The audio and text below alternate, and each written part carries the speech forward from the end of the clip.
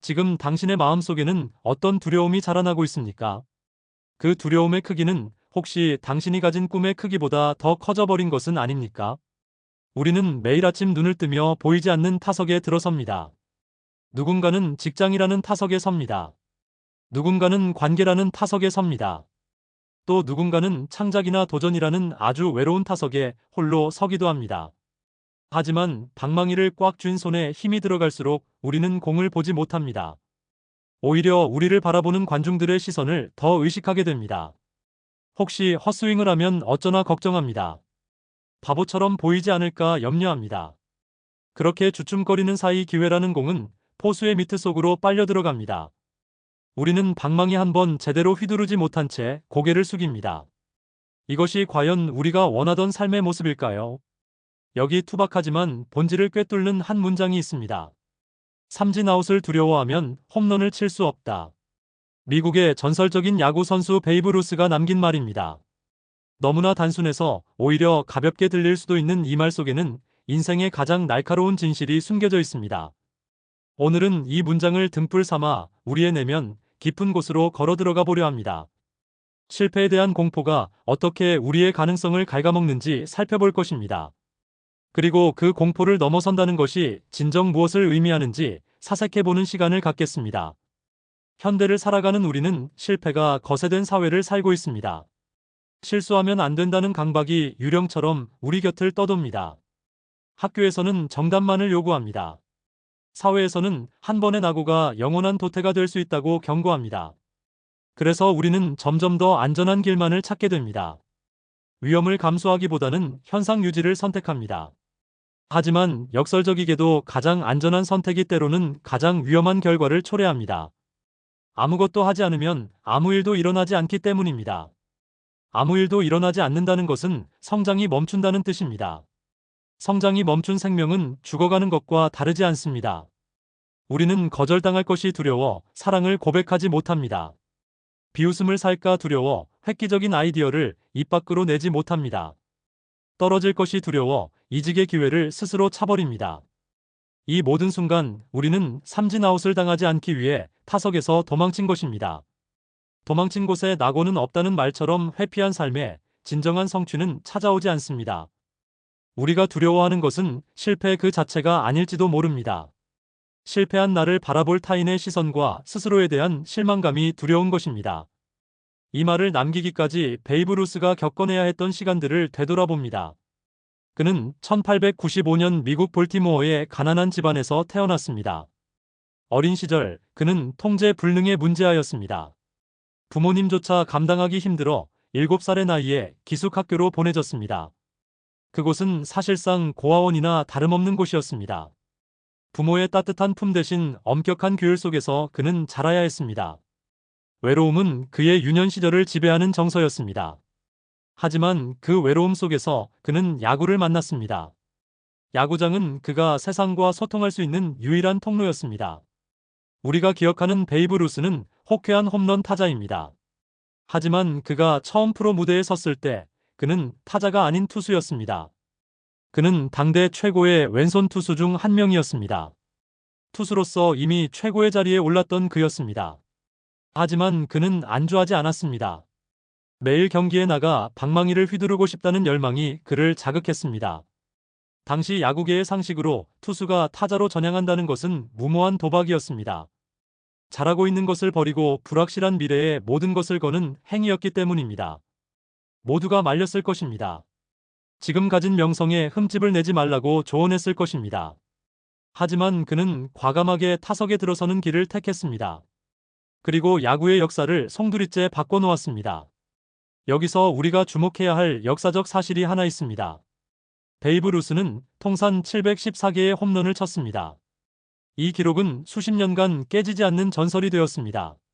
그런데 사람들은 그가 홈런왕이라는 사실만 기억합니다. 그가 한때 삼진왕이었다는 사실은 잘 기억하지 않습니다.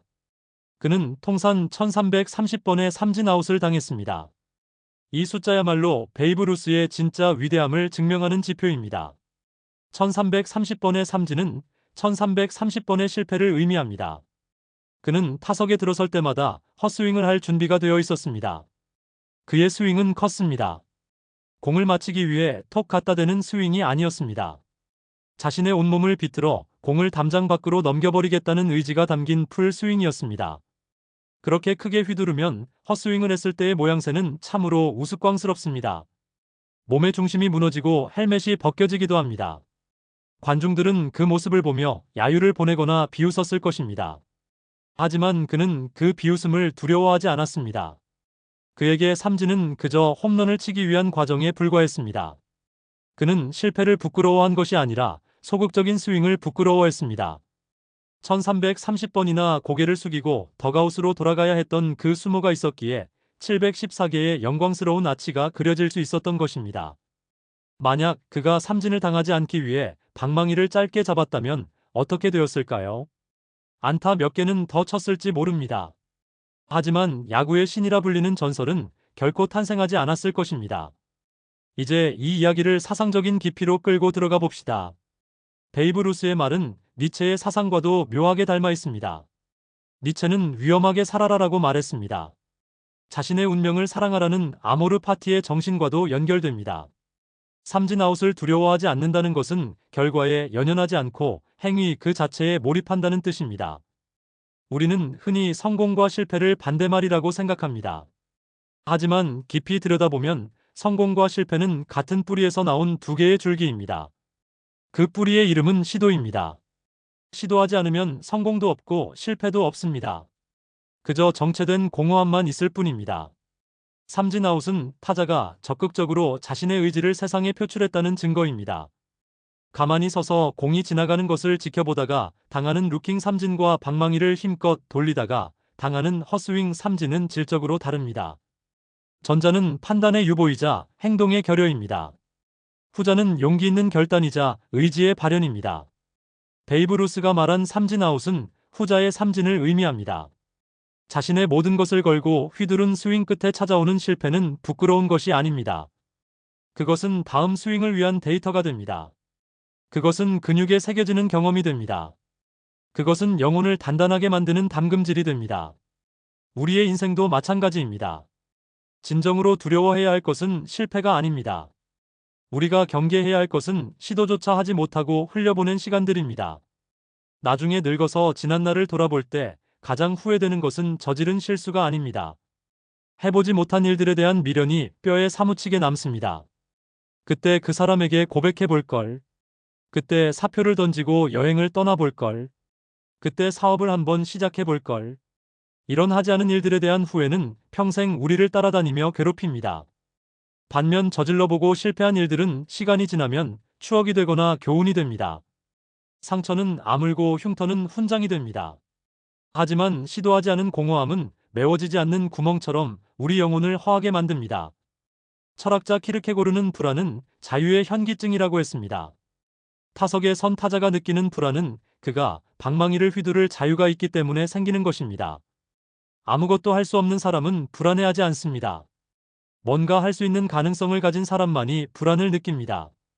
그러므로 당신이 지금 실패를 두려워하고 있다면 그것은 당신이 살아있다는 증거입니다. 당신에게 아직 휘두를 힘이 남아있다는 증거입니다. 당신이 무언가를 간절히 원하고 있다는 증거입니다. 그 불안과 두려움을 긍정해야 합니다. 그것을 억누르거나 피하려고 하지 말고 그 에너지를 스윙의 동력으로 삼아야 합니다. 베이브 루스가 타석에서 느꼈을 그 팽팽한 긴장감을 상상해 보십시오. 투수의 손을 떠난 공이 시속 150km로 날아옵니다.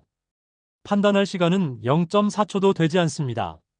그 찰나의 순간 그는 모든 잡념을 버리고 본능에 몸을 맡깁니다.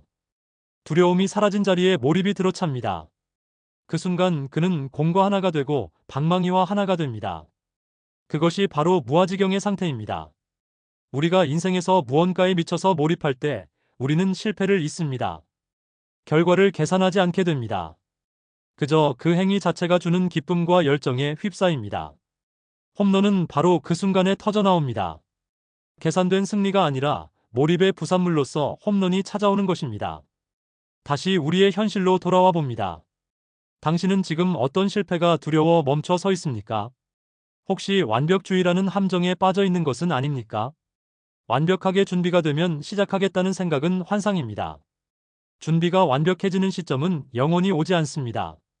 야구에서 3할 타자는 훌륭한 타자로 대우받습니다. 10번 타석에 들어서서 3번만 안타를 쳐도 박수를 받습니다. 7번은 실패한다는 뜻입니다. 야구의 신이라 불리는 선수들도 7번은 고개를 숙입니다. 하물며 우리 인생이 매번 성공할 수 있겠습니까? 매번 올바른 선택을 할 수 있겠습니까? 그럴 수 없습니다. 그럴 필요도 없습니다. 중요한 것은 삼진을 당한 뒤에 다시 타석에 들어서는 태도입니다. 훌훌 털어버리고 다시 투수를 노려보는 눈빛입니다. 지난 타석의 실패가 이번 타석의 결과를 결정하지 않는다는 믿음입니다. 인생이라는 경기는 9회 말투 아웃까지 끝나지 않습니다. 아니, 어쩌면 우리 인생에는 정해진 이닝조차 없을지도 모릅니다. 우리가 포기하고 경기장을 떠나지 않는 한다음 타석은 반드시 돌아옵니다. 오늘 당신이 겪은 실패는 내일의 홈런을 위한 밑거름입니다. 오늘 당신이 들은 거절은 당신을 더 맞는 곳으로 이끌어줄 이정표입니다. 오늘 당신이 느낀 좌절은 당신의 그릇을 더 넓혀줄 도구입니다. 베이브 루스의 삶을 통해 우리는 배웁니다. 위대함이란 실패가 없는 상태가 아니라 실패를 딛고 일어서는 횟수에 달려있다는 것을 말입니다. 두려움은 그림자와 같습니다. 빛이 있으면 그림자는 반드시 생깁니다. 꿈이 크면 두려움도 큽니다. 그림자를 없애려면 빛을 꺼버려야 하듯이 두려움을 없애려면 꿈을 포기해야 합니다. 당신은 두려움 없는 어둠 속의 안락함을 원하십니까? 아니면 두려움이라는 그림자를 달고서라도 빛을 향해 나아가시겠습니까? 방망이를 휘두르십시오. 세차게 휘두르십시오. 허공을 가르는 소리가 나더라도 괜찮습니다. 당신의 스윙은 우주의 흔적을 남깁니다. 적어도 당신은 가만히 서서 운명을 기다리는 수동적인 존재가 아님을 증명한 것입니다. 당신은 당신의 운명을 개척하는 주체적인 존재임을 선포한 것입니다. 헛스윙을 두려워하지 않는 그 당당한 태도야말로 이미 홈런입니다. 결과는 하늘에 맡기고 과정에 충실하는 것. 그것이 진정한 승리자의 자세입니다. 바람이 불어옵니다. 관중들의 함성 소리가 들리는 듯합니다. 심판이 플레이볼을 선언합니다. 이제 당신의 차례입니다. 당신은 헬멧을 고쳐 쓰고 타석으로 걸어갑니다. 두 발을 단단히 땅에 딛고 방망이를 고쳐 잡습니다. 투수가 와인드업을 합니다. 공이 날아옵니다.